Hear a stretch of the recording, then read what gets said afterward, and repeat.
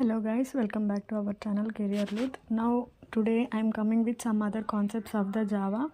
These are also very important in the interview concepts.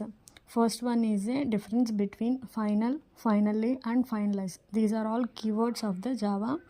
First one is a final keyword. This is used to declaring final variables and final methods. What is meant by final variables? The value of some variables cannot be changed until completion of the program. That will be declared as a final variables. And coming to the final methods, if we wanted to write a method and it cannot be override at any class and at any method, then it will be implemented by using a final keyword, final method name, and using a bracket, parenthesis, and we will write our method of the finally method. Next, finally, it is a concept of a exception handling. Even the statements of the exceptions which are given above of the finally block, executed or not executed, irrespective of the above statement, finally block is mandatorily executed after completion of the program at the end. Final block is a finally block in the exceptions. Next is a finalize method. When we running our Java program, it will destroy our objects after running our program. It will delete our objects in the memory allocation. It will call garbage collector, and garbage collector will call finalize method. How does next one is a try, catch and finally blocks. These are used for the exception handlings. Try, in every program we must using one try block, one finally block, but we can write for multiple catch blocks depending upon our exception.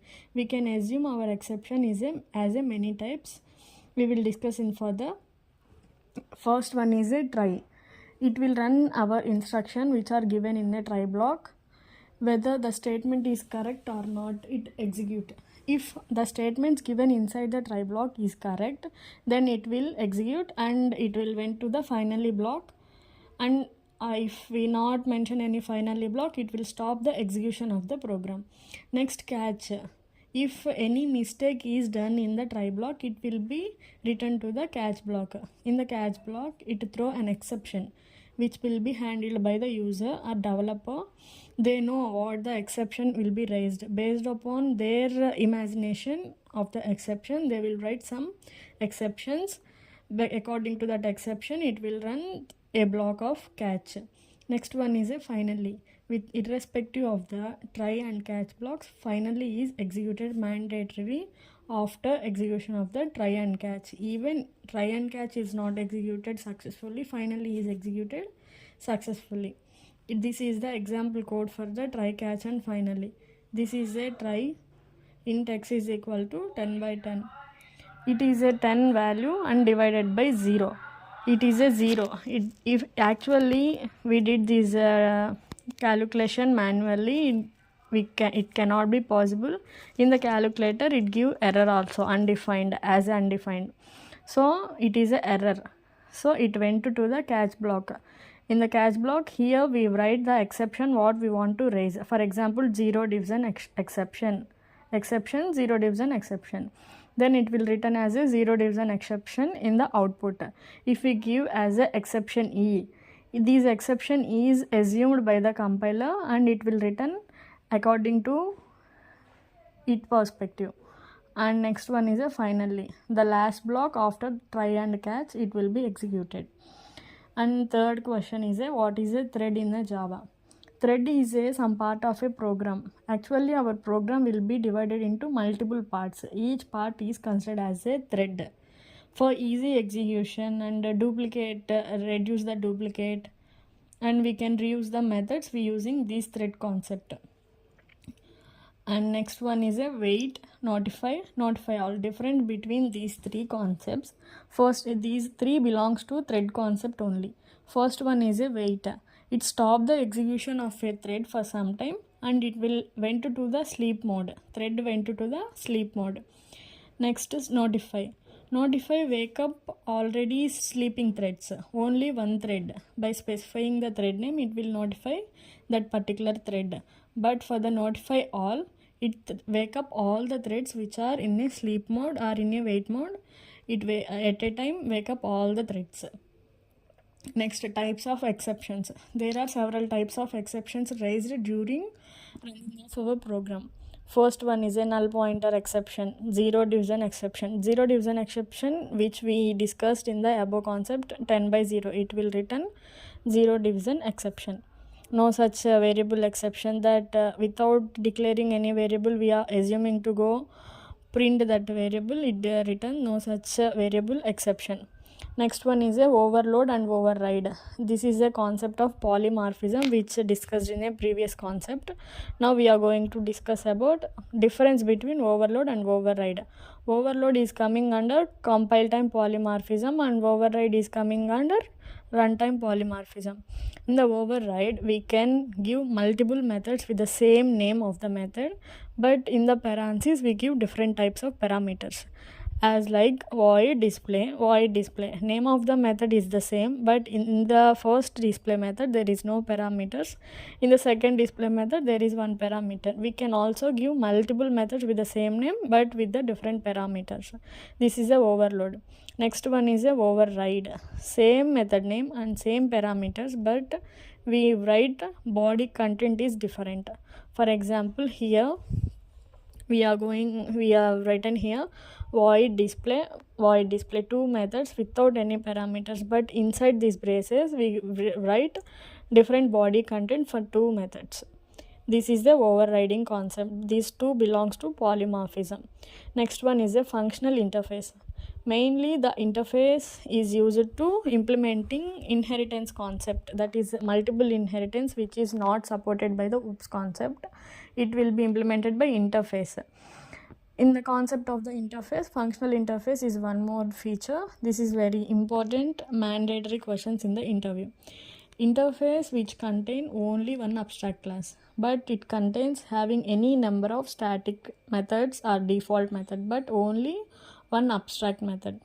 Here we discuss interface. It is used to multiple inheritance and it will be implemented by using implements keyword. As like in the inheritance, we implement inheritance by using extend keyword.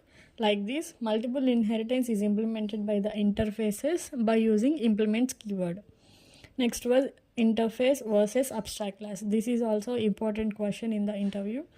Interface, it contains only abstract methods, but in the abstract class there is all the methods, default method, static method, final method. We can give any type of methods in the abstract class, but in the interface class only give one abstract method. Next, what is synchronization? Synchronization is the best feature of the Java. It preventing to running multiple threads at a time. It ensure only one thread will be run one time, because it avoid duplicate nature and ambiguity. It will be prevent running of multiple threads. This concept is called as a synchronization. What is Stream API? This is very good feature of the Java. It is implemented in the Java 8 feature. It supports, Stream API supports several methods like filter methods, map methods and lambda functions like this. And next one is a lambda expression. The lambda expression is nothing but expression contains no name. It is a method, but without any name we declaring a method. This is also called as an anonymous method, and it takes parameters and perform operations and return value also. For example, we are giving a comma b like this, a plus b. It take a b parameters and it return a plus b, addition of these two numbers. This is lambda expression example. Next one is a purpose of optional. This optional is used to preventing null values. This is used for the preventing null pointer exception, avoid null pointer exception when we are executing a program. Next one is a equals versus double equal to symbol. These used in a string concept in the Java. These two both used for checking the equality of the two strings, but having some difference. Equals is used for the checking the values of the two strings. A is equal to high, B is equal to high. it check the value is same or not. But double equal to symbol checking the string stored in some object reference. It take the references of the object and checking the references of two variables. For example, we are giving hello double equal to hello, it giving a false because the value is same but the reference of these variables must be different, so it returns as a false. Hello dot equals of hello, it returns true because it's checking only the value. HELLO is same, so it returns as a true. Next one is a string versus string buffer versus string builder. Actually the strings are the immutable. Once we assigning value for the string, we cannot changing the value. Even if we perform some operations on the strings, the value of the main string which will be assigned cannot be changed. But the string builder and string buffers are the mutable.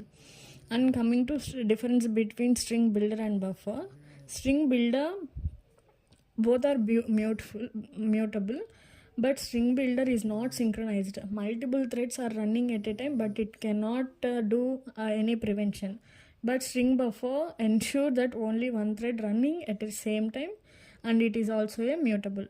These are the main concepts of the Java. Now we completed normal basic concept. In the next video definitely I will do video on the collections. That is the final video of the Java. If any concept want in depth, please comment and subscribe and share to your friends also who having the interviews. Thank you.